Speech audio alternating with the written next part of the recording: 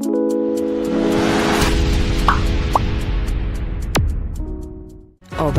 adalah seni. Setelah selesai semua tentang analisa data, yang terakhir adalah pasti hasil dan diskusi ya. Hasil dan diskusi ada dua nih ya yang mau saya jelaskan. Satu, penulisan di skripsi, di tesis ataupun disertasi. Tapi yang ini saya contohkan tulisan di jurnal, ataupun nanti kamu menulisnya dalam hard copy kamu, atau yang saya jadikan contoh juga diskusi versi PPT ya, kalau membuat PPT. Jadi ini salah satu contoh, misalnya ini adalah judulnya Biological Efficacy of Low versus Medium Dose Aspirin After Coronary Surgery, Result from Randomized Control Trial ya, Result from Control Trial. Jadi sudah saya jelaskan di awal bahwa judul itu pasti berkaitan dengan objektif atau tujuan penelitian atau hipotesa, kemudian ke metode, dan terakhir adalah analisa gitu ya. Ada 4 itu jelas ya. Jadi secara runtut itu namanya ya. Tolong diingat itu. Jadi ini contoh, saya potong aja sedikit dari abstraknya. Objektifnya, we conducted a double-blind randomized trial to establish the efficacy of low-dose aspirin and to compare it against medium-dose aspirin, gitu ya. Jadi membandingkan efektivitas antara low-dose aspirin dan medium-dose aspirin ya. Sebenarnya kata yang tepat adalah to compare gitu ya, bukan to establish gitu ya. Jadi ingat kemarin saya ngomong dalam metodologi penelitian itu ada for to ya, untuk tujuan penelitian ya, to determine atau to know, to assess, to compare ya, to analyze nggak ada, to assess itu yang penting ya. Nah, saya langsung ke konklusi gitu kan. Apakah konklusi itu nanti kalau dari proposal kamu hipotesis menjadi tesis? Apakah konklusinya atau tesis ini menjawab daripada tujuan penelitiannya atau hipotesanya? Jadi contrary to recent finding, low dose aspirin is effective and medium dose aspirin did not prove superior for inhibiting platelet aggregation after coronary surgery. Itu pernyataan daripada si peneliti gitu ya.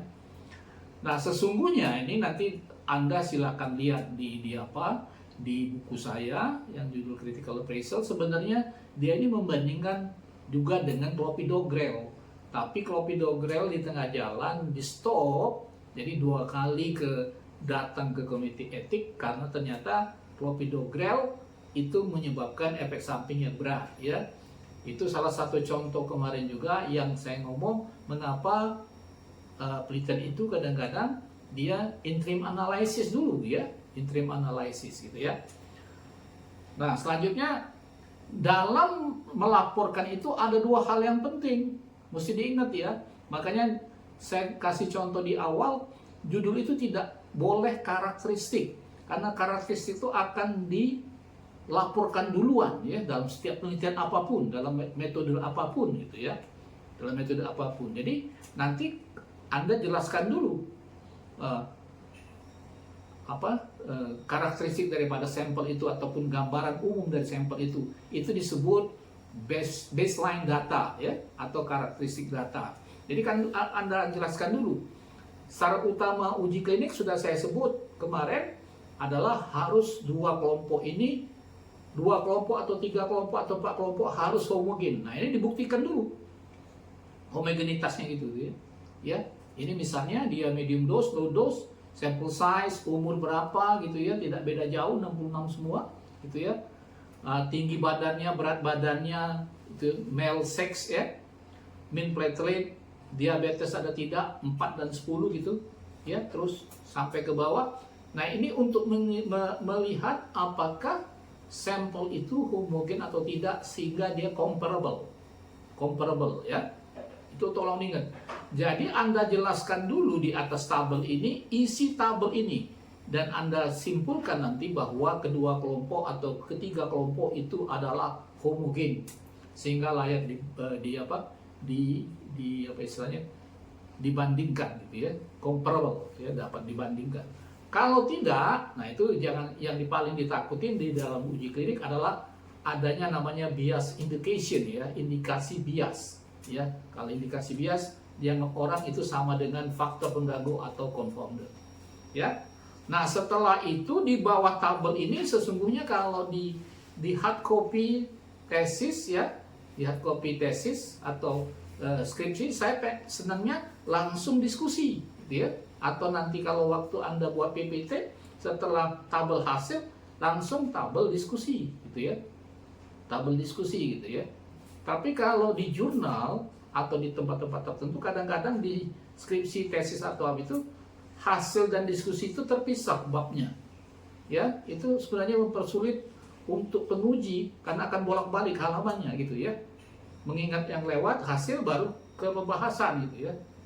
Tapi kalau di jurnal memang harus terpisah antara result and discussion. Oke, tolong ingat itu. Nah, tapi untuk di PPT saya sarankan setelah hasil langsung aja hasil. Ini salah satu contoh. Misalnya hasil ya dari satu penelitian saya ambil, misalnya usia misalnya ya, dia penelitian dia rata-rata 37,7, kalau yang ini 36,65, 20,29 ya. Nah, ini penelitian Yuri gitu ya, Yuri tahun 2016. Nah, itu kemudian disusul dengan Bas Hadayati. Diskusi ini ya, biasanya kita nyantumkan penelitian-penelitian yang mendukung temuan kita ataupun yang bertentangan dengan kita gitu ya, ataupun teori yang mendukung kita. Jadi hasil penelitian ini nanti Anda jelaskan bisa ya sesuai dengan penelitian Sianu. Nah, Anda susun ini Bas 2015 dan Hadayati 2004. Anda susun ini dalam arti descending dari tahun terbaru ke tahun terlama, atau Anda susun dari ascending ke atas gitu ya, dari tahun lama ke tahun yang baru. Jadi jangan bolak-balik nantinya ya. Jadi syarat penulisan itu adalah konsisten ya, dari depan sampai belakang konsisten. Begitu juga istilah gitu ya. Nah, kalau bisa di bawahnya, di bawah hasil ini yang diskusi tadi, kenapa berbeda ya? Biasanya berbeda secara metodologi, baik kriteria inklusi misalnya, atau metodologi yang dipakai gitu ya. Contoh punya Yuri ini adalah serial kasus. Apakah yang di sini yang punya Bas ini juga serial kasus? Saya nggak dicantumkan oleh Yuri di situ ya. Ya. Nah, ini.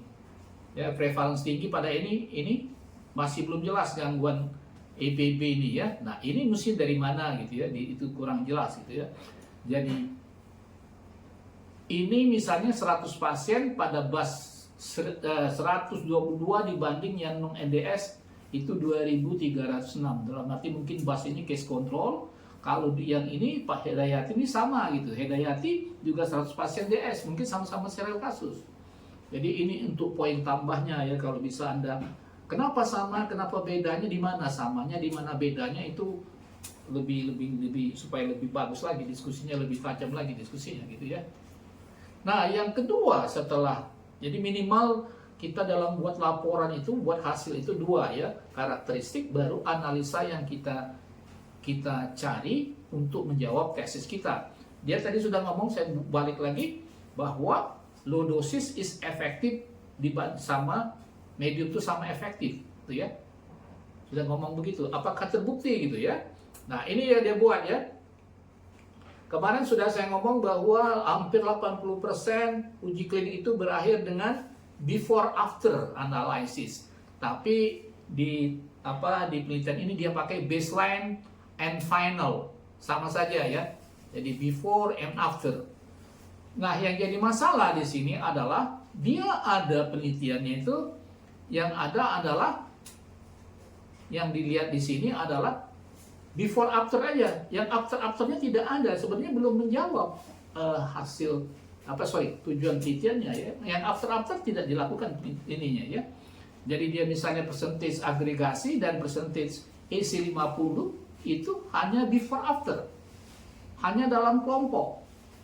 Ya, yang afternya itu yang antar kelompok, yang antara low dose dengan medium dose tidak terjawab, belum terjawab ya sebenarnya. Nah, itulah yang harus kita kritisi. Makanya saya di fakultas saya sering berargumentasi dengan beberapa teman itu, kenapa harus jurnal reading untuk PPDS mahasiswa PPDS S2 itu? Ya, yang paling penting itu adalah critical appraisal.